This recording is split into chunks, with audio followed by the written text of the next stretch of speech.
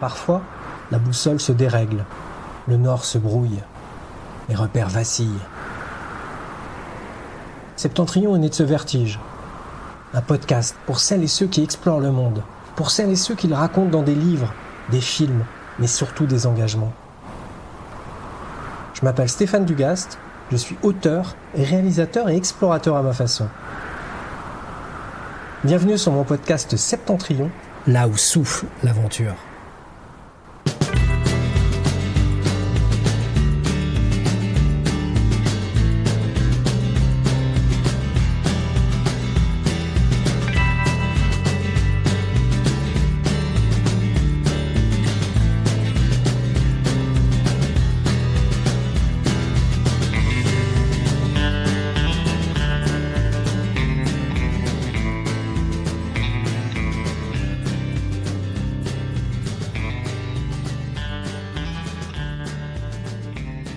Rendez-vous a été pris avec un chercheur explorateur, figurez-vous.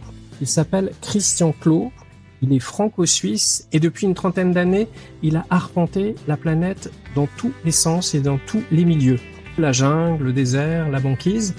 Il a fait ses expéditions en solitaire, en duo, en collectif. Bref, il va tout nous expliquer pendant ce podcast. Il est par ailleurs auteur de livres, réalisateur de films d'aventure. Il est aussi conférencier. Vous allez à l'écouter comprendre que c'est un conteur hors pair. On a balayé tout ça pendant cette heure qu'on a passé au 184 boulevard Saint-Germain, au siège de la Société des Explorateurs. Et l'idée, ça a été de donner à voir et à comprendre l'exploration. Est-ce que l'exploration est encore utile aujourd'hui? Et réponse au cours de ce podcast avec Christian Clot, explorateur et chercheur. Et là, tu as mis ta belle veste, part en cocktail, faire des mondanités, c'est ça? Oui, il faut bien payer les expéditions, hein. Si les expéditions rapportaient de l'argent, ça se saurait. Donc, on dépense de l'argent pour partir, pour faire les recherches, et puis après, il faut bien récupérer un peu d'argent pour continuer, quoi. Voilà. Et on te voit, on va pas faire toutes les expéditions parce qu'il y en a eu un paquet. On peut dire, si on doit résumer, que tu as été dans tous les milieux, la jungle, le désert, la glace, le souterrain, enfin la spéléologie pour être plus précis. Et tu te définis comme un explorateur-chercheur. Chercheur-explorateur, ça veut dire quoi? Alors, c'est bien explorateur-chercheur, et cet ordre est assez important, parce que moi, je suis d'abord quelqu'un qui a été sur le terrain. Donc, j'ai commencé par le terrain, et c'est en voyant le terrain, en voyant des humains vivre sur ce terrain, en essayant de comprendre ce que ça voulait dire de s'intégrer dans un territoire, de le comprendre, de finalement s'adapter à lui, que je suis devenu petit à petit chercheur, parce que j'ai voulu comprendre certains mécanismes que j'observais, certaines situations que j'avais vues, par exemple des expéditions où on vivait des tempêtes ou des drames et où des gens réagissaient très différemment. Finalement, pourquoi des personnes compétentes, capables, partant en expédition ensemble, réagissent si différemment dans une condition de contrainte, par exemple. Ça, j'ai voulu le comprendre. Et puis après, évidemment, c'est comprendre les populations locales. Et ça m'a amené à questionner la capacité de mener des études scientifiques et donc de devenir chercheur pour comprendre les humains dans les conditions de changement. Alors avant de revenir peut-être sur certaines explorations, peut-être dire tu es donc tu viens de le définir explorateur-chercheur, que tu as mis ta veste, que tu vas chercher les financements. Parce qu'un explorateur qui n'a pas des financements publics ou qui a des financements publics, il doit aussi chercher les financements privés. Et donc t'es quelque part un VRP. Moi j'ai un institut de recherche donc qui salarie une quinzaine de personnes pour faire nos travaux. Donc plus en plus toutes les personnes, les chercheurs et chercheuses associés. Donc tout ça faut le financer. Mais c'est normal, hein, ça fait partie du jeu. Donc il y a des fonds effectivement publics qui peuvent arriver, notamment pour certaines recherches, hein, l'Agence nationale pour la recherche, les fédérés européens et autres. Mais après, ces agences-là et ces financements n'ont pas vocation à financer le terrain, à financer le trajet, le travail sur le terrain. Donc il faut effectivement aller chercher de l'argent pour ça. Mais pour aller au-delà même de chercher de l'argent, je pense que le rôle de l'exploratrice et des explorateurs aujourd'hui, mais comme toujours d'ailleurs, c'est aussi de transmettre. C'est-à-dire que si on fait des super découvertes, mais qu'on les garde dans notre petite tête et qu'on est très content et très fier de nous, on fait pas beaucoup avancer la société, le schmilblick. Donc, je dirais que quand on va faire des conférences, on a deux buts. Effectivement, il faut gagner un peu d'argent, donc ça fait partie du jeu. Mais c'est aussi transmettre et aller apporter de nouvelles connaissances, de nouvelles visions. Et ça, je pense que c'est vraiment fondamental dans notre métier d'aujourd'hui. Et je dirais peut-être, j'allais dire pas plus aujourd'hui, parce que c'était vrai il y a 20 ans ou il y a 500 ans. Mais aujourd'hui, dans un contexte d'un monde qui se referme sur lui-même de plus en plus, où si tu regardes la carte du MAE qui publie chaque jour quasiment, hein, entre il y a 20 ans et aujourd'hui, ça s'est terriblement colorié en rouge, en fait. Et ça, évidemment, il y a des choses qu'on maîtrise pas, mais il y a aussi cette sorte de fermeture sur nous-mêmes qui se crée petit à petit. Je crois que l'exploratrice, l'explorateur aujourd'hui doit continuer de partager le fait que on vit quand même mieux si on est en coopération que si on est en guerre, quoi. Et justement, comment tu gardes le feu sacré? Parce que on te voit sur les réseaux, si on te suit, et je vous encourage à suivre Christian sur LinkedIn notamment, où pratiquement tous les jours, il y a un billet d'humeur, une analyse, une chronique. Comment tu fais pour garder le feu sacré? Tu viens de l'évoquer, un monde anxiogène, un monde avec des zones rouges. Comment tu gardes la foi en l'homme avec un grand H? Bah d'abord parce que je crois que si même nous on la perd, alors c'est peut-être un peu prétentieux de dire ça, mais c'est les gens qui ont l'occasion, la chance, parce que même si on l'a construit, c'est quand même une chance d'aller voir le monde, de l'observer, de l'étudier. On perd la foi quelque part. Qui va la garder dans un sens? Et parce que malgré tout, et je pense que tu connais bien ça. Enfin, pour 2-3 humains qui ont envie de se taper dessus, t'en as 1000 qui ont envie de rire. Et juste de bien vivre et d'être ensemble et de ne pas s'embêter les uns les autres. Et quand on va dans des pays dits dangereux, on rencontre quand même beaucoup plus de gens qui ont juste envie de stabilité, d'être heureux et d'être avec leur famille et leurs amis, que de gens qui ont envie de se taper dessus. Et je crois on est là aussi pour repasser ce message.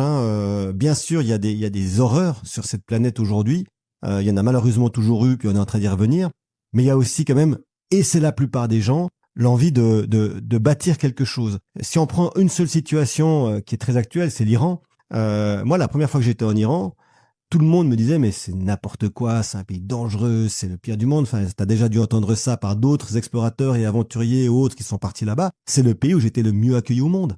Parce qu'en fait, la population, elle a juste envie de vivre. Et malheureusement, elle a un gouvernement qui est beaucoup moins rigolo, quoi. Et on t'entend beaucoup évidemment sur la thématique de l'adaptation, qui est la thématique récurrente de tes expéditions, on peut dire. La dernière décennie quasiment. L'adaptation, si tu avais à le définir pour ceux qui te connaissent pas et qui nous écoutent, qu'est-ce que tu explores dans l'adaptation? Et j'allais poser la deuxième question que j'entends souvent. L'exploration, aujourd'hui, ça sert à rien. Alors, pour la première question, déjà, moi, je travaille sur l'adaptation comportementale. Donc, comment des humains et des sociétés humaines arrivent à se transformer dans une situation de changement. Basiquement, c'est une question d'équilibre. En fait, dans notre vie, on essaie d'être en équilibre le plus possible entre nous, nos systèmes qui nous environnent, notre écologie environnante et autres. Et puis un jour, il y a un déséquilibre qui se crée. Et donc, on va essayer de travailler pour retrouver un équilibre dans la nouvelle situation. Et ben ça, c'est le mécanisme adaptatif que nous, on appelle l'adaptance et qui nous amène à se sentir de nouveau adaptés aux nouveaux territoires, à la nouvelle condition et autres. Et donc, on doit le faire aussi bien, évidemment, si on a un changement climatique, mais c'est vrai aussi si on a un changement technologique. Une personne qui a jamais vécu avec l'IA, qui doit vivre avec l'IA aujourd'hui, elle doit s'adapter et ainsi de suite. Et donc, c'est vraiment un enjeu majeur parce que la réalité, c'est qu'on pourra pas faire face aux enjeux climatiques, aux enjeux technologiques, aux enjeux même géopolitiques d'aujourd'hui si on n'arrive pas à s'adapter. Et moi, je travaille beaucoup sur ce qu'on appelle l'adaptation préventive ou la pré-adaptation, qui est la capacité de faire changer un comportement avant même qu'on ait subi la contrainte. Parce que, en fait, l'humain, il vit quand même beaucoup crise, réaction, attendre la prochaine crise. Mais ça, c'est pas très fonctionnel quand on a des situations comme le changement climatique ou les changements environnementaux qui, eux, vont balayer plein de choses si on n'est pas capable de changer aujourd'hui certains comportements. Donc, c'est mon but. Et évidemment, c'est difficile parce que pour changer, il faut avoir un espoir et le cerveau doit faire un travail de bénéfice. Pourquoi je dois changer? Ça va être un coût. Et donc, tout ça fait que finalement, l'humain, il préfère ne pas trop faire cet effort-là et attendre que ce soit nécessaire. Donc, c'est tout un travail. Et je crois que mon travail exploratoire aujourd'hui, c'est d'essayer de comprendre s'il y a des endroits où on a plus de facilité et comment est-ce qu'on pourrait tirer des enseignements d'un peu tout. Et finalement, pour ta question, elle est évidemment toujours prégnante. Je crois qu'il y a deux grands types d'exploration. Enfin, on pourrait en tisser des milliers.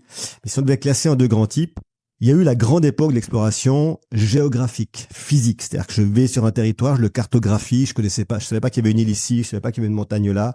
Et il est vrai que sur la planète, ça devient plus ténu, même si en réalité, les grands fonds marins, même si en réalité, le centre de la forêt amazonienne.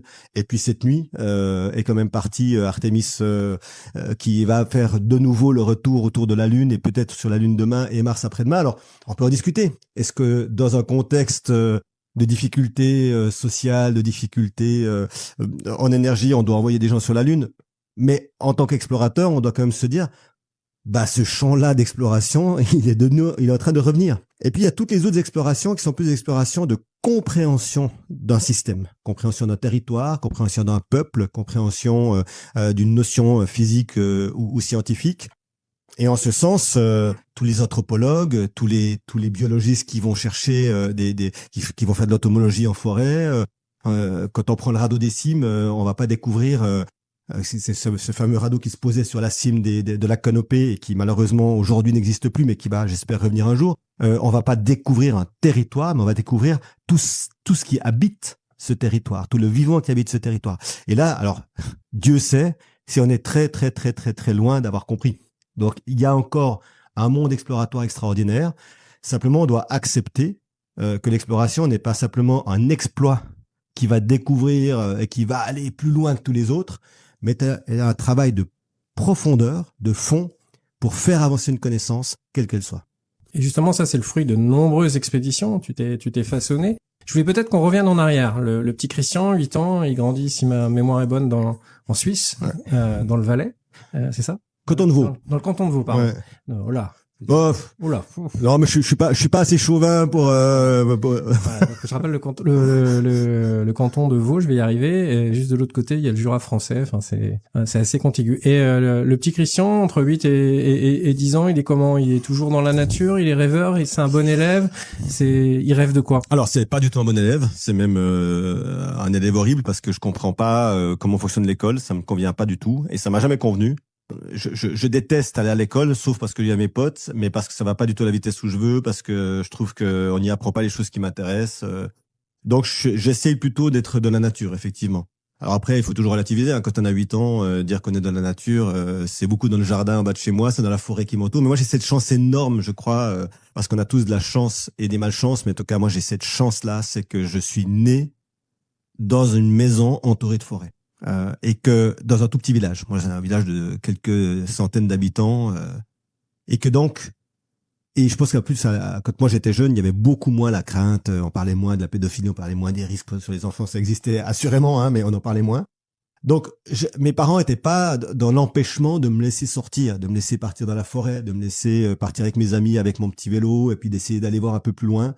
Donc, j'ai eu cette chance quand même de pouvoir me projeter déjà dans une mini exploration de mon territoire à l'échelle d'un enfant de 8 ans, de 10 ans, et puis rapidement d'aller un peu plus loin, puis d'avoir un petit vélomoteur à 12-13 ans, et puis de pouvoir partir encore plus loin. Puis en fait, j'ai toujours eu cette envie, vraiment aussi loin que je me souvienne, d'aller voir plus loin. Et ça, je crois que ça m'a beaucoup façonné. Et ensuite, il y a eu ce moment assez clé dans ma vie où encore une fois, moi, je suis un mauvais élève parce que j'aime pas l'école et que j'y vais vraiment à reculons. Où en Suisse, vers 13-14 ans, il y a l'orientation scolaire qui va te dire dans quelle direction tu vas pouvoir travailler. Je sais pas si c'était comme ça en France ou si c'est comme ça en France, mais t'as vraiment ce truc où je suis face à quelqu'un qui regarde mes notes, qui regarde mes résultats. Je suis très sportif, je suis champion suisse dans le décathlon, et j'ai des mauvaises notes à l'école. Il regarde, bon, toi t'as 2 métiers, prof de sport ou policier. Ah ouais, sans appel. Voilà. Wow, à la Suisse, là. Et toi, tu le regardes, tu dis, bof, non. Enfin, et donc je fais des stages quand même. Je vais faire un stage de prof de sport. Ça va pas du tout.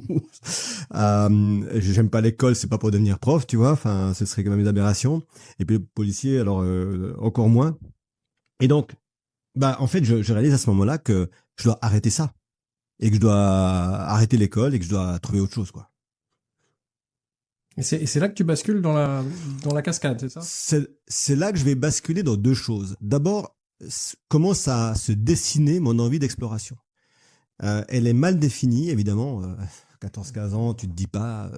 Moi, je suis pas non plus quelqu'un qui était sous sa couette avec une lampe de poche en train de lire des livres d'expédition alors que mes parents disaient va te coucher. Non, moi je lis mes livres. Non, moi c'était vraiment le terrain qui m'attirait. Et donc c'est la première fois que je me dis vraiment, mais en fait, moi j'aimais être dehors, j'aimais être sur le terrain. Faut que j'aille voir le terrain. Mais là, tu te dis bon, j'ai pas d'argent, j'ai rien, j'ai 15 ans, comment je fais? Donc je vais faire 2 choses. La première, c'est que je vais prendre des petits boulots pour gagner de l'argent. Et la deuxième chose, c'est que je vais réfléchir à ce que j'aime faire. J'aime être sur le terrain, mais ça paraît quand même lointain. Puis moi, dans des petits villages et dans des endroits où j'avais été à l'école, on m'avait jamais parlé de glaciologie, de géologie, de vulcanologie. Enfin, c'est des concepts qui étaient inconnus de moi.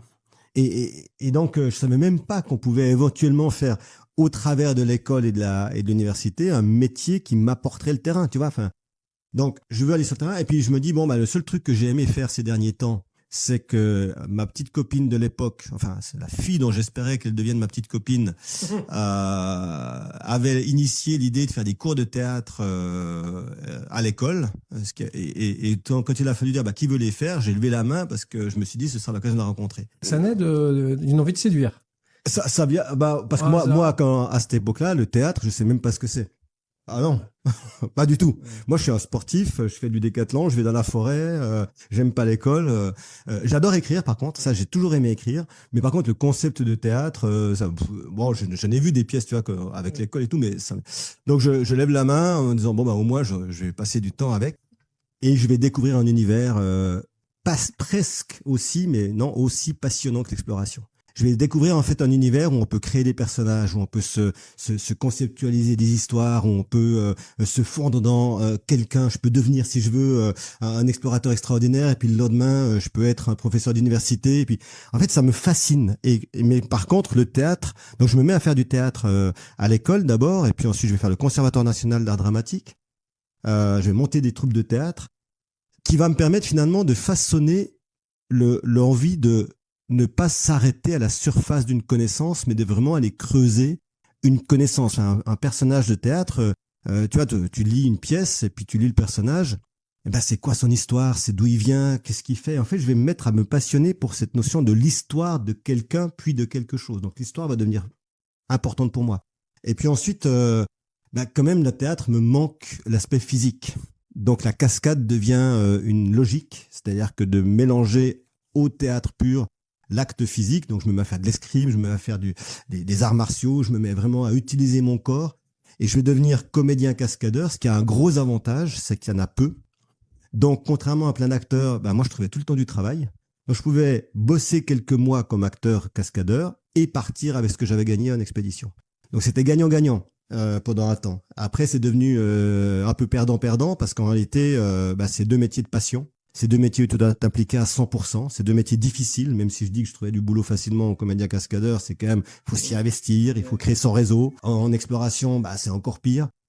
Et donc, à un moment donné, je me trouve face à cette nécessité de choisir. Est-ce que tu veux être un comédien cascadeur et concentre-toi là-dessus et fais bien ce boulot? Est-ce que tu veux être un explorateur?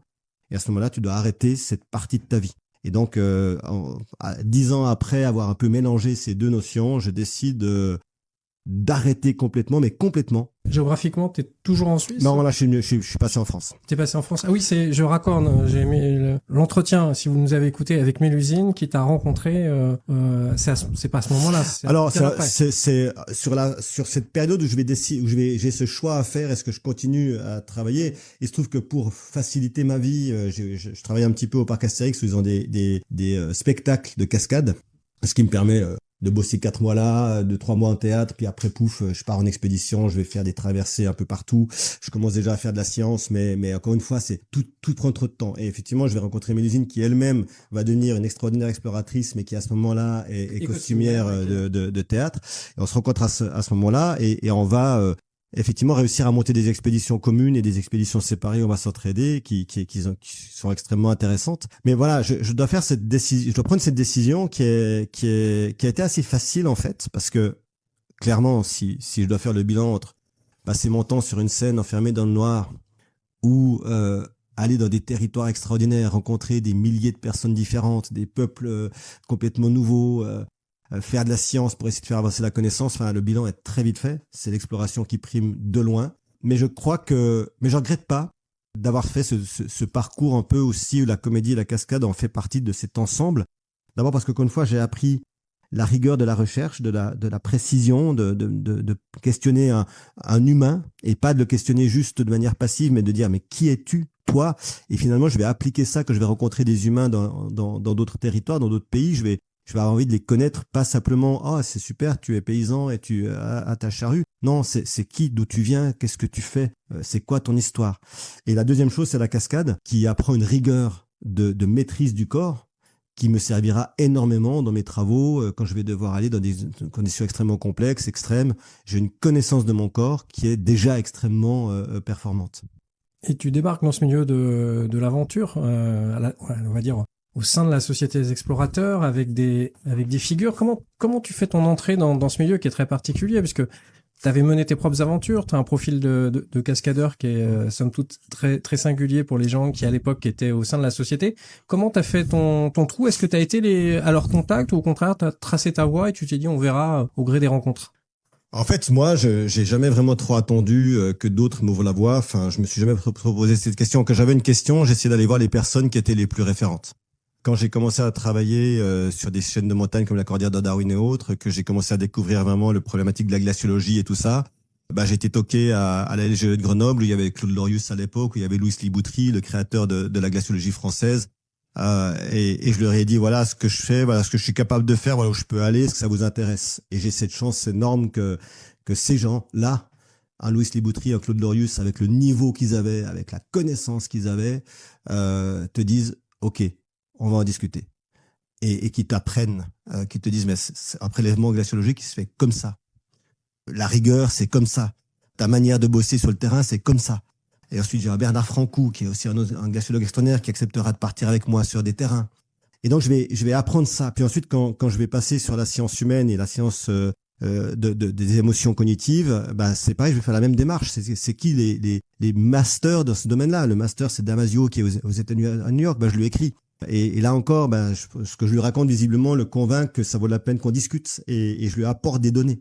Et en fait, ça a été ma manière. C'est-à-dire que j'ai d'abord été chercher de la donnée de terrain. Et en fait, je suis arrivé vers ces gens avec ça dans mon bagage. Et comme j'apportais des données qui étaient pas si faciles à avoir, je dis pas uniques, mais pas si faciles à avoir, bah ça les a intéressés. Et c'est des gens suffisamment, j'allais dire intelligents, mais c'est même pas ce mot-là, suffisamment sensibles. Et c'est pas pour rien que c'est devenu les meilleurs dans leur domaine. C'est qu'ils sont pas juste des gars qui ont été faire des prélèvements, c'est des gens sensibles pour comprendre que avec toute ma maladresse, mon incompétence, un peu ma faconde de dire ah, moi j'ai été chercher de la donnée de terrain, ça t'intéresse? Eh ben derrière il y avait quelqu'un qui était vraiment prêt à s'investir à 100%, à 1000%, à 2000% pour faire le travail qui s'était assigné. Et c'est ça qui a fait ma force en fait, c'est cette abnégation et cette persévérance de jamais lâcher. Et par exemple, si je prends la Cordillère de Darwin que j'ai décidé d'explorer et de cartographier, bah ça m'a pris 6 expéditions, plusieurs années de suite, mais jamais je me suis dit j'arrêterai. Ça, et je crois que c'est ça aussi peut-être une des caractéristiques. Tu parlais de l'exploration versus peut-être l'aventure parfois, c'est que l'exploration c'est de la répétition. C'est retourner sur le terrain, c'est retourner plusieurs fois. Quand j'entends des gens, moi j'ai fait 3 fois le tour du monde, j'ai visité 180 pays, super, je suis très heureux, mais en tout cas c'est pas ça l'exploration. C'est de remettre sans cesse le travail sur le métier, puis d'avancer dans la compréhension.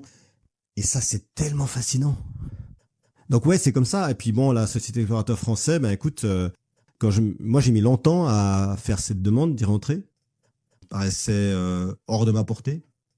Enfin, quand on voit les noms des créateurs de cette société, quand on voit des noms comme Alexandra David-Néel, Paul-Émile Victor, Audouin Dollfus, quand on voit toutes ces personnes-là, tu te dis, bon, moi j'ai fait des trucs super sur le terrain, mais quand même, c'est pas le même niveau.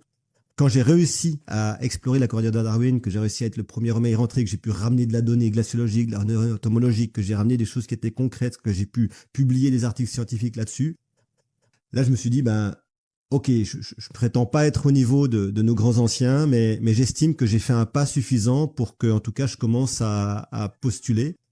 Et je l'ai fait et j'ai eu la chance d'avoir été accueilli et mon histoire ensuite elle s'est fondue dans une continuité exploratrice sans fin quoi.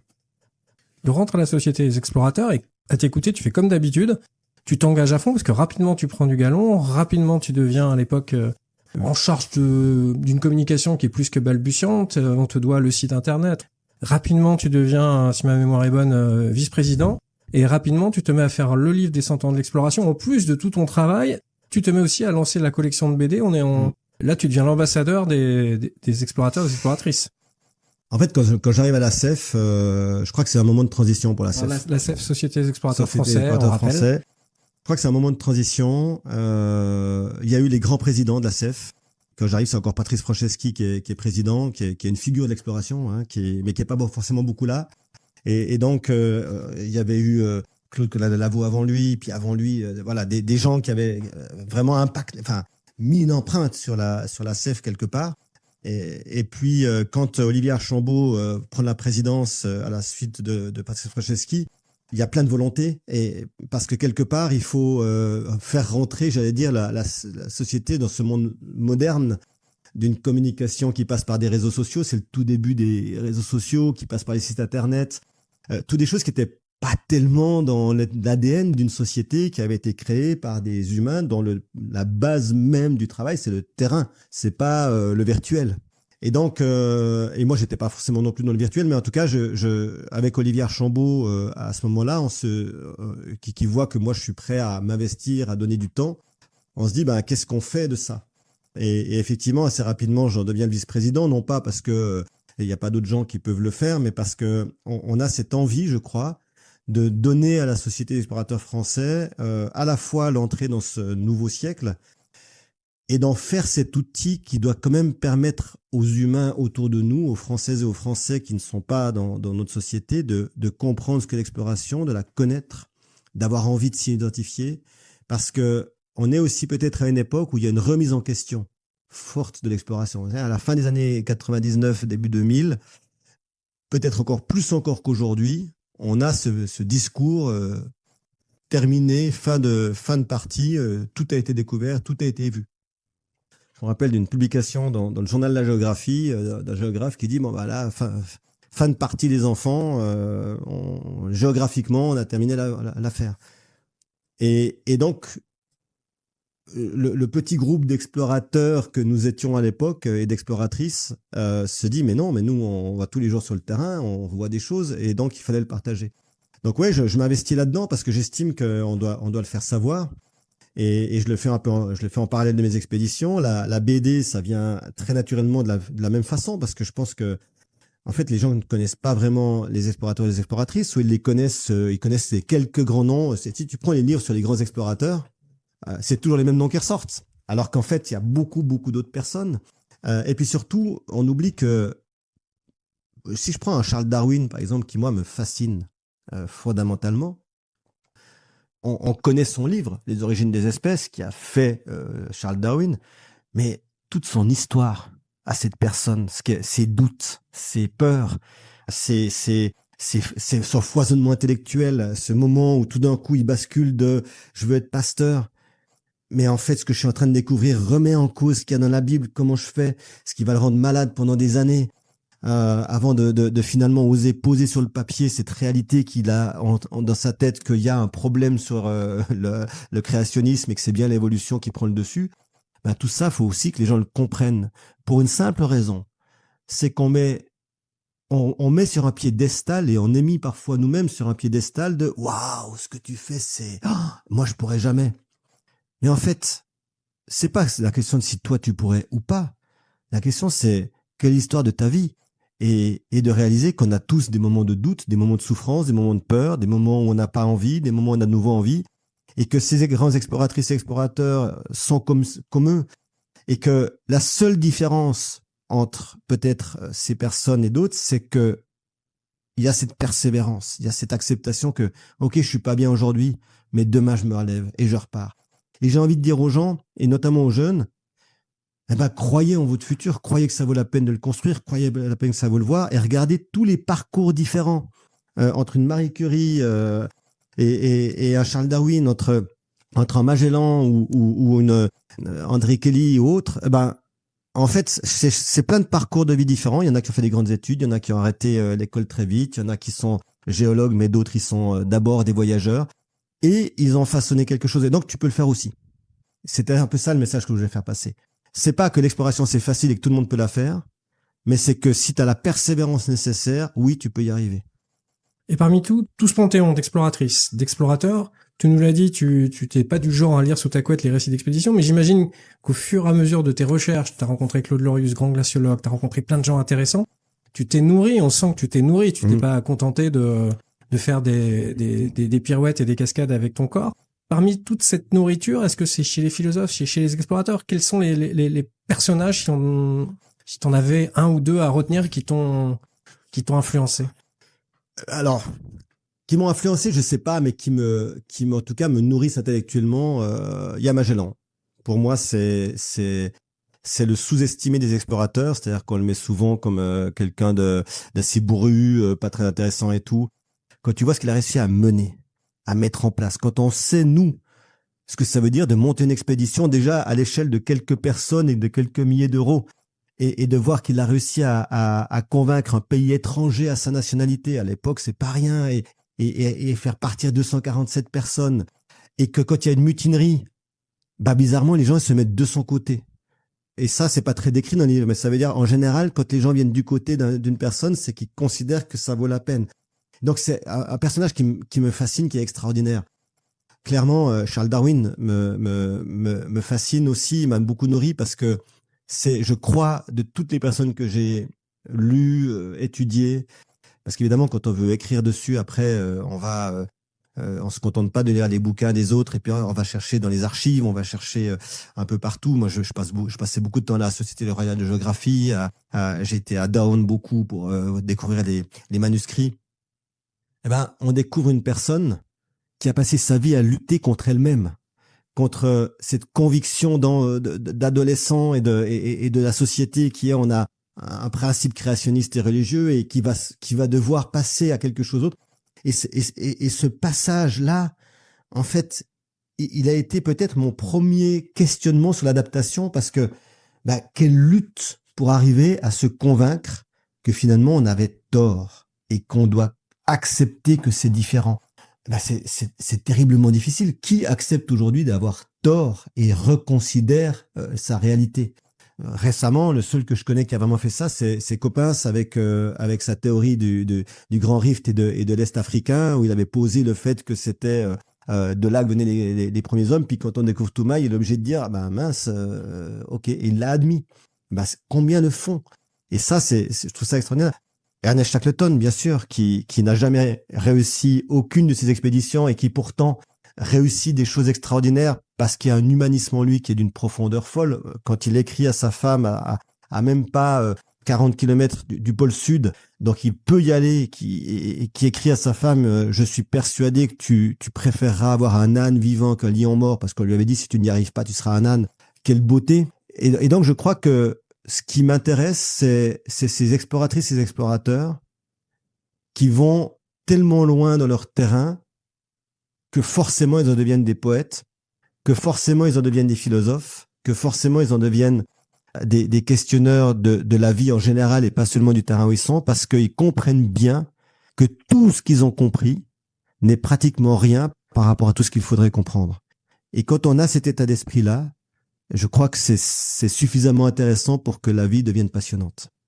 Et dans cette vie passionnante, tu viens de nous évoquer les explorateurs et les exploratrices sur un versant très lumineux, mais il y a aussi parfois, malheureusement, un versant très peut être sombre. Il y a des égos, il y a des tricheries, c'est la grande comédie humaine, comme ailleurs. Comment toi, tu t'extrais de tout ça? Est-ce que tu en prends ombrage? Comment toi, tu gères tout ça? Je crois que je le gère pas. J'ai envie de dire, je m'en fous. C'est pas tout à fait vrai dans le sens que ça nous impacte forcément. C'est terrible parce que les gens ne peuvent pas comprendre tout ça. Et je crois que quand on cherche à l'exposer, en fait, on fait plutôt mettre des coups de couteau dans ce que les gens ont déjà comme doute par rapport à ce qu'on est et ce qu'on fait. Donc j'ai plutôt tendance à ne pas trop réagir dessus.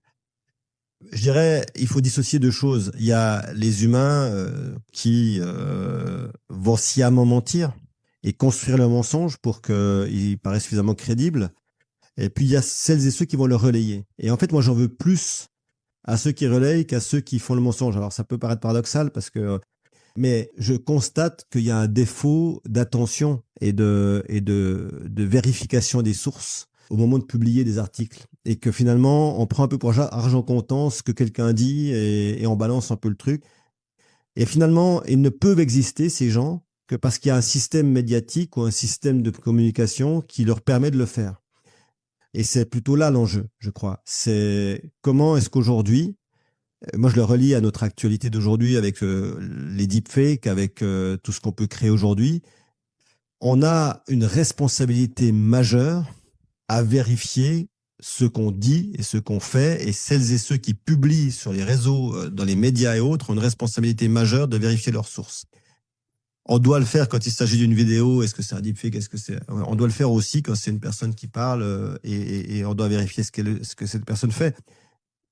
Le jour où on constate cela, cet éventuel mensonge, ben finalement, ça peut faire perdre la foi, la passion à des gens. Et ça peut leur faire dire, mais en fait, ce monde, il m'intéresse pas. Et donc, de décrocher. Alors que nous, les exploratrices, explorateurs, notre rôle aussi, c'est de montrer la voie, de donner envie, de dire aux gens, c'est dur, c'est violent, il y a des tas de choses qui vont pas autour de toi, mais ça vaut tellement la peine d'aller voir l'ailleurs. Ça vaut tellement la peine de pousser la connaissance, ça vaut tellement la peine de croire, d'avoir l'espoir dans ton futur, que chaque fois qu'on met un coup de couteau là-dedans, je crois qu'on enlève un peu d'espoir aux gens. Et c'est ça qui m'attriste, en fait. C'est pas tellement le fait que des gens mentent. Tu viens de le dire, dans l'explorateur, il y a l'engagement, il y a le terrain, il y a aussi le conteur, le raconteur. Là-dessus, à t'écouter, je pense qu'on comprend que tu es un excellent orateur, un excellent conteur. Tu es aussi un écrivain, on va employer les grands mots, ou auteur, je sais pas comment tu te définis. Sur ce travail littéraire, parce que c'est un travail littéraire sur lequel tu creuses un sillage depuis, pour te suivre, depuis au moins une vingtaine d'années. Ce travail littéraire, il est essentiel, important pour toi?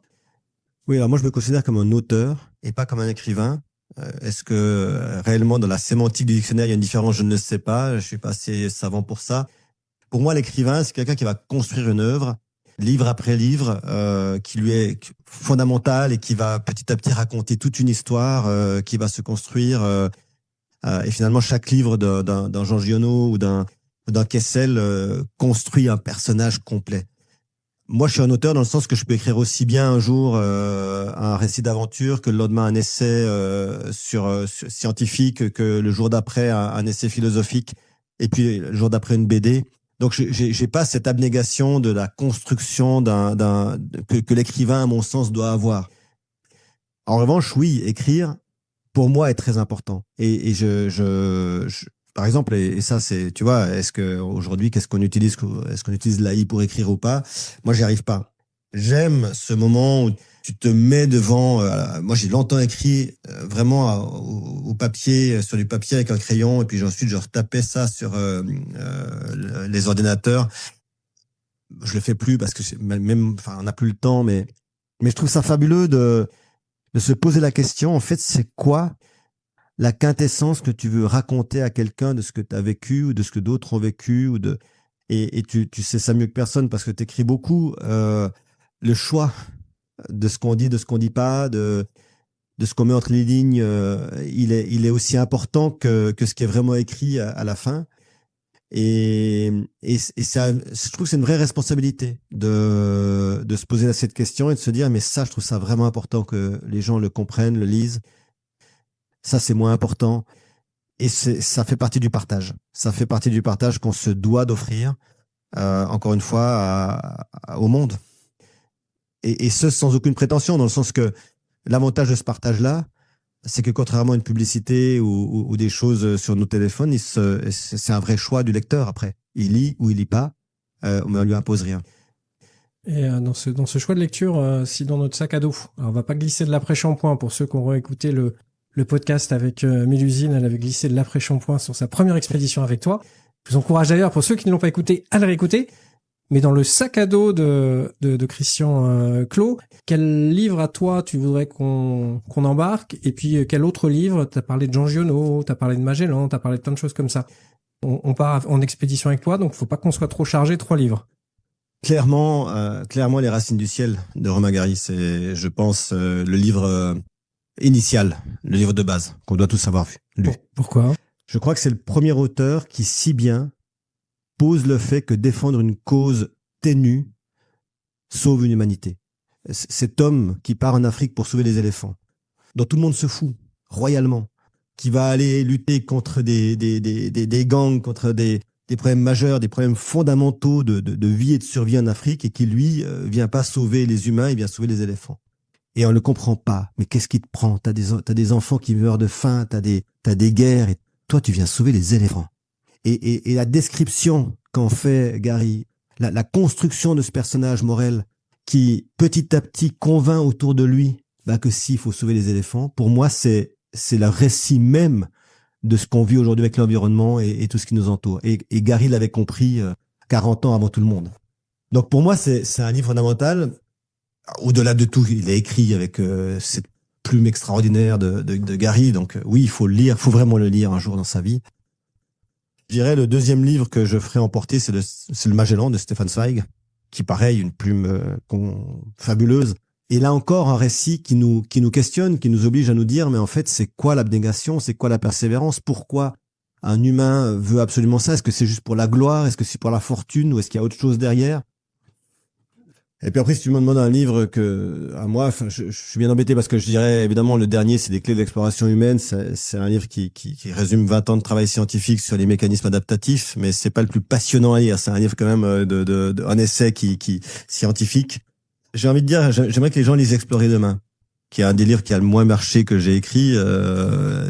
Qui est sorti après le confinement. Qui est sorti juste avant le confinement, juste avant.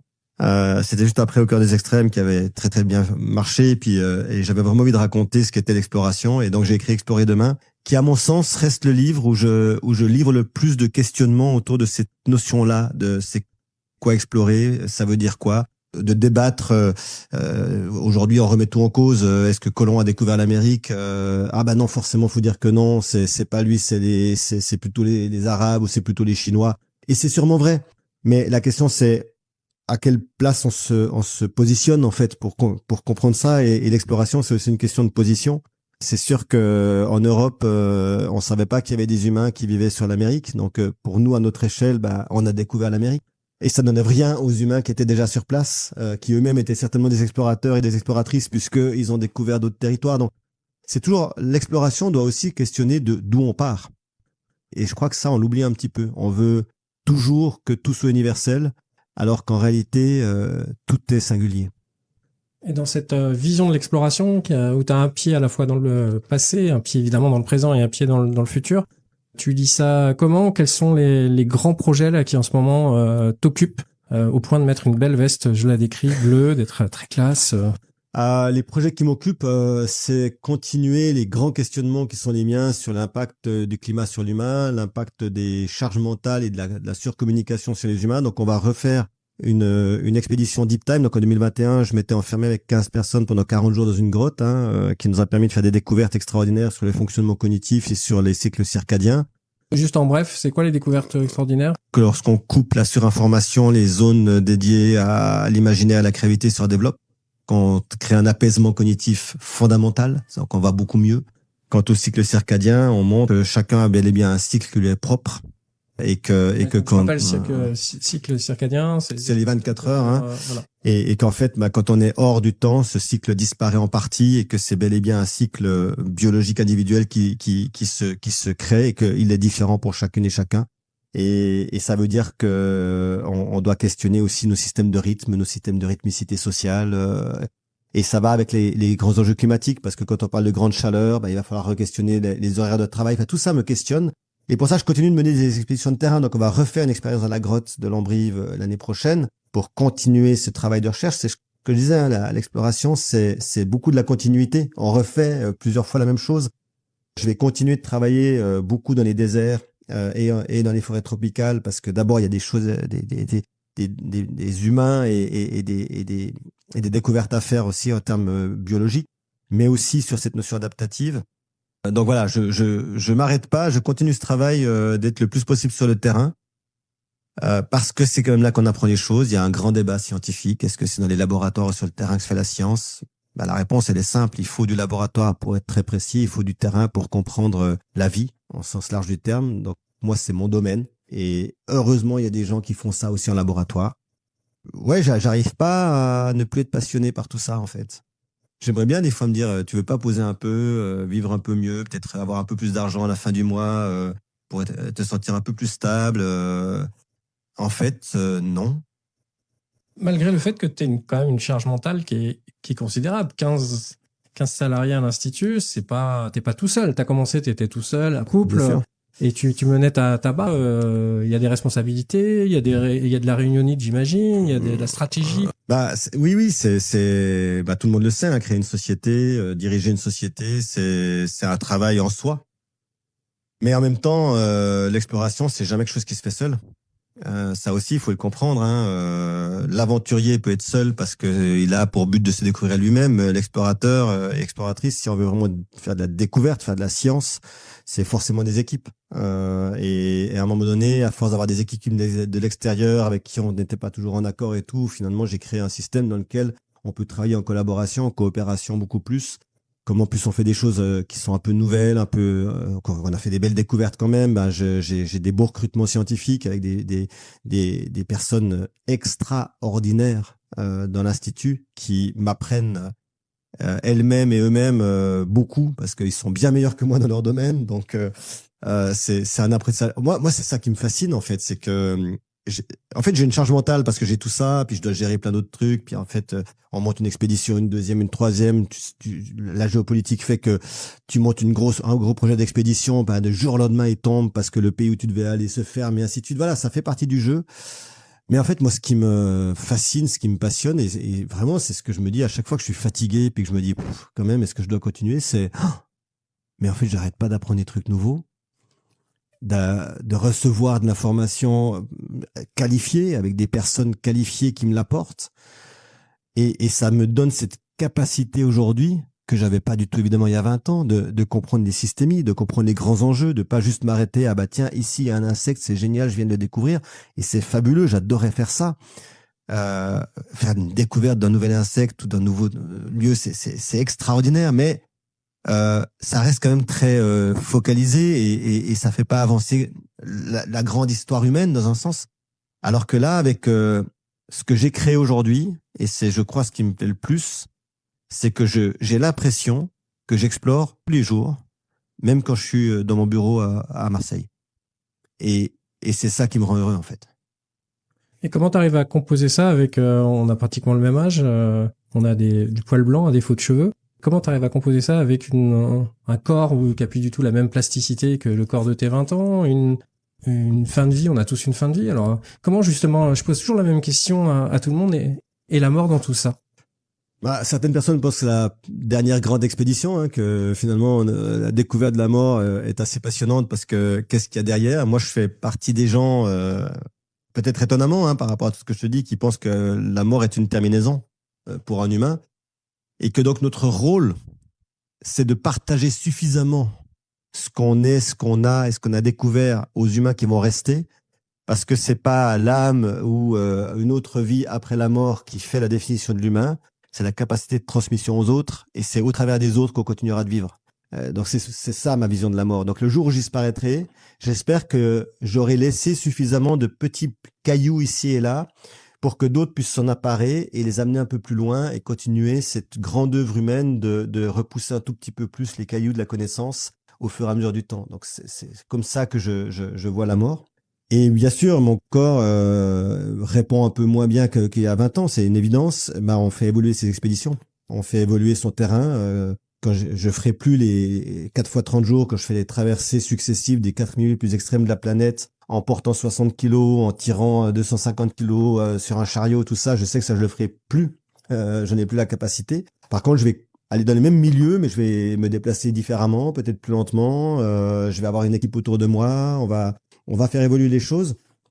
Et finalement, ça rend les expéditions toujours aussi passionnantes parce que, encore une fois, c'est ça qui est fou, c'est qu'on peut aller dans les mêmes endroits, mais les regarder différemment, avec des personnes différentes, et découvrir des nouvelles choses alors qu'on pensait déjà avoir tout compris. Et je crois que il y a un truc qui m'insupporte, c'est qu'on entend des gens dire on a tout compris ou c'est bon, on a fini ça. Mais quelle fatuité humaine que de penser qu'on a compris totalement quelque chose. C'est impossible. Et peut-être une question, je sais pas si elle fâche d'ailleurs, dans cette vie bien remplie, comment tu gères quelques carences? Parce que c'est une vie très prenante, c'est une vie très chronophage où j'imagine que amoureusement c'est compliqué de composer des choses. La paternité, tu y as peut-être renoncé, enfin je sais pas. Comment t'as surmonté tout ça? Parce que c'est une question qu'on me pose souvent. On me dit, ouais, vous êtes vous les explorateurs, les exploratrices, des êtres finalement très très égoïstes, très égocentrés. Oui, c'est possible. crois que je sais pas si on est plus égocentré que les autres, on construit des vies qui effectivement impactent des choses, mais finalement c'est nous les premières victimes. C'est-à-dire que vivre en couple, ça veut dire que c'est une acceptation commune, et si c'est pas acceptable, on se retrouve seul, et ça fait partie d'un jeu qui est réel. Comme tu dis, moi j'ai pas d'enfant. Oui, clairement à 54 ans j'ai renoncé à la paternité. C'est comme ça. Enfin, je peux pas revenir en arrière. Ce que je sais, c'est que je peux pas revenir en arrière. Je peux pas changer ce que j'ai fait. On dit qu'il faut pas avoir de regrets. Si, j'ai des regrets. J'ai fait des choix de vie qui font qu'effectivement, à un moment donné, j'ai perdu des choses, mais j'en ai gagné d'autres. Donc, il faut être prudent avec ça, parce qu'en réalité, aujourd'hui, il y a 45, je crois, % de couples qui divorcent. Et parmi ces 45% de couples qui divorcent, il n'y a pas que des explorateurs, hein. Malheureusement ou heureusement, tous les métiers aujourd'hui, toutes les conditions de vie, tout ce qu'on vit, peut apporter de la difficulté dans un couple. Alors qu'au contraire, peut-être que quand on est exploratrice et explorateur et qu'on est avec une personne qui a aussi une passion, que ce soit l'exploration ou autre, finalement on se partage nos passions. Et est-ce que c'est pas plus valorisant de se partager des passions même si on se voit peu, que de se raconter juste la soupe du soir tous les soirs? Je sais pas, tu vois. Donc ce qui est sûr, c'est qu'il y a des douleurs, il y a des pertes, il y a des moments où on se pose la question, est-ce que ça valait la peine? Mais encore une fois, on peut pas revenir en arrière, donc la seule chose qu'on peut faire, c'est mieux construire son futur. Donc si on commet des erreurs et qu'on estime qu'on s'est trompé quelque part, la seule question, c'est comment on évite de reproduire la même erreur, c'est tout. Et pour finir, une question peut-être sur le futur. Qu'est-ce que tu donnes dans tes conférences au public? On est dans un climat qui est très anxiogène. Le climat, la guerre, on n'a jamais été autant désespéré dans les sociétés occidentales par rapport à l'avenir. Toi, qu'est-ce que tu insuffles? On l'a entendu, il y a de l'espoir, il y a de l'émerveillement. C'est quoi ton message? Personne au monde ne peut dire quel sera le futur. Aujourd'hui, on vit un moment difficile. Il y en a déjà eu dans l'histoire. La seule question, c'est qu'est-ce qu'on a envie de construire pour le futur. Et à l'instant où on baisse les bras, c'est une personne qui baisse les bras par rapport au futur, c'est une personne qui est plus là pour le construire. Donc ce que j'essaie d'insuffler, c'est que chaque personne garde la capacité de relever ses manches, d'avoir envie, de croire que demain est possible, et donc parce qu'on croit que demain est possible, le construire vraiment. L'espoir est fondamental pour l'humain, hein. Sans espoir, on ne vit pas, mais il n'existe pas d'espoir intéressant s'il n'est pas construit par des actes. Donc je pousse les gens à créer les actes qui correspondent à leur espoir et leur donner les moyens cognitifs, physiologiques, sociaux, pour qu'ils puissent communément et en coopération avec les autres construire ce futur qui est notre espoir. Parce que sinon, on laisse le champ libre aux violents, aux menteurs, aux personnes qui veulent s'emparer de la vie des autres parce qu'ils se considèrent supérieurs à eux. Et dès le moment où on laisse le champ libre à ces gens, on perd un petit peu notre humanisme. Donc, ne leur laissons pas la place. Et obligeons l'espoir, l'envie, la passion, le bonheur, la coopération, d'être avec les autres, prendre le dessus sur tous ceux qui veulent détruire l'humain. Je pense que c'est une belle phrase pour conclure.